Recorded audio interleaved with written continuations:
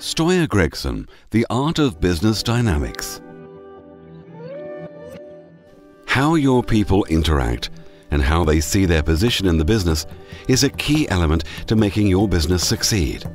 Particularly if you want to pass the business on or sell it in the future. You need to consider everyone, from the guy sweeping the floor to your senior management team. Marks & Spencer.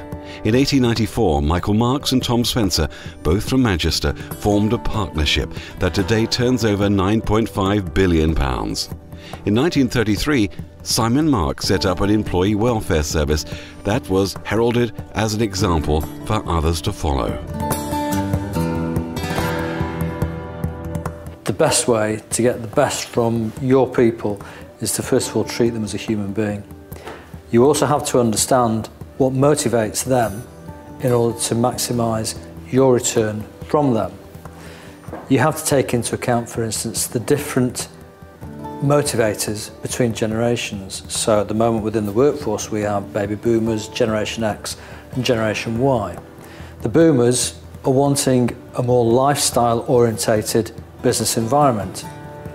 You have to understand that, and certainly as boomers aren't going away and they outnumber Generation X 2 to 1, they are an important aspect to work life. To get the best from your people, you need to consider what they actually want from their job and from life in general.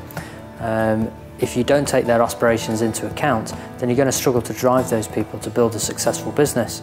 You also need to consider that it may not be purely financial gain that they're looking for. They may be looking for extra time spent with their children, they may be looking to give something back to the community, so you need to consider all the possibilities.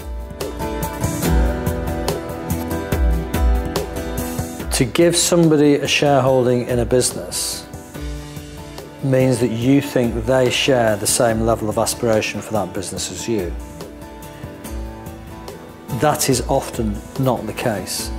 And once you've given that shareholding, it is very difficult to get it back. But if you're looking to motivate somebody, a shareholding of say 5% isn't actually going to provide that motivation.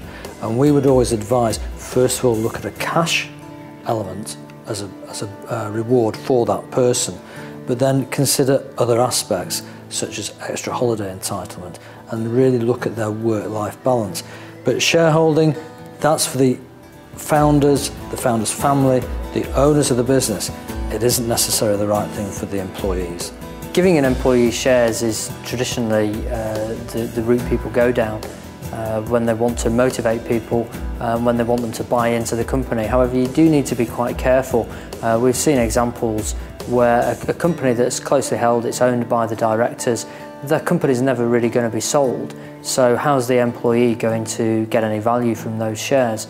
So if you're going to give employees shares, you need to consider carefully the exit for that employee and how are they going to get the value that they've worked hard to build.